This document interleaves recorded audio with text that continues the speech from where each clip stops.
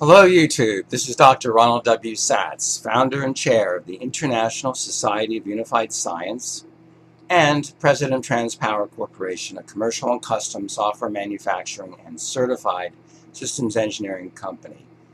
I work as a systems and mechanical engineer and as a theoretical physicist. Today, as with most of my screencasts, we'll be discussing the reciprocal system and how it compares with the conventional nonsense of the conventional theories. Just one topic today, the so-called Glueball exotic nonsense. So as we like to do, let's go over to Science Daily and take a look at this article. It says here, long sought after, quote, Glueball, exotic particle may have been discovered. Yeah, right. This is from Vienna University of Technology. And the summary is, scientists have calculated that the meson F0-1710, the 1710 means is the mass and energy units, could be a very special particle, the long sought after glue ball made up of entirely of gluons, the so-called sticky particles that keep nuclear particles together. Supposedly, gluons keep the quarks together, and the quarks are allegedly the components of protons and neutrons. Well, let's see if there's anything else in here worth mentioning. And the subheading is forces or particles too. Wow, that's amazing. Protons and neutrons consist of even smaller elementary particles called quarks, right? That's the conventional theory. Of course, not the reciprocal system. These quarks are bound together by strong nuclear force. Yeah, right. In particle physics, every force is mediated by a special kind of force particle, and the force particle of the strong nuclear force is the gluon. Well, it's funny because for many years the so-called strong nuclear force was thought to be mediated by mesons, not by gluons. And let's see.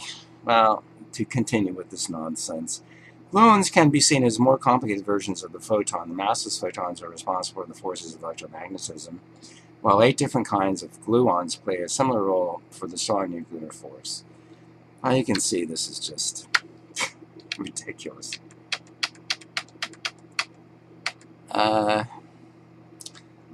And just to conclude this, it says here, up until now, these alternative Glueball decays have not been measured, but within the next few months, 2 experiments in the Large Hadron Collider at CERN and 1 accelerator experiment in Beijing are expected to yield new data. Wow. Good luck. All right, let's go back. Let's see what the reciprocal system says. Of course, quarks and gluons don't exist in the reciprocal system. I mean, what nonsense. But we do have to explain what this particle is, this F0 particle is. So what could a meson resonance with a mass of 7010 MeV per c squared be? Mesons in the reciprocal system are cosmic inverse matter atoms. Yes, actual cosmic atoms. They're inverse because their mass is between that of a proton and an electron. That's why they're called mesons. They have that inverse mass because they're inverse atoms. Now, if you look in the reciprocal system microcosmos database, we see that cosmic carbon with 1 cosmic gravitational charge and 1 material gravitational charge has a mass of 1217.5 MeV per c squared. A kaon, that's the K particle, has a mass of 491.5 MeV per c squared and are commonly produced in accelerator experiments. Adding the 2 together gives 709 MeV per c squared. For there to be an actual merger, however, the photon axis of the kaon would have to be oriented precisely the same as that of one of the 2 photon axes of the cosmic carbon atom. This would usually not be the case, so this combination would be quite rare as observed. It would also not be stable. It's a resonance after all.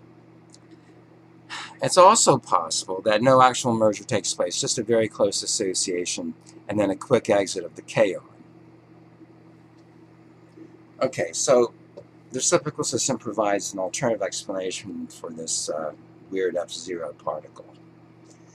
Study the reciprocal system and prove it for yourself.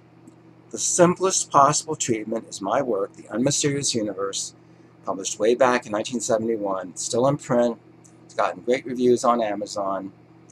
Very inexpensive. Now, if you do want all the mathematics, all the equations, then please get my work, Existence and Interactions, a computational treatise of the reciprocal system, the true theory of everything. 711 pages in the PDF, so you can search for anything you want, and 711 slides in the PowerPoint file, which you can use to lecture or to read.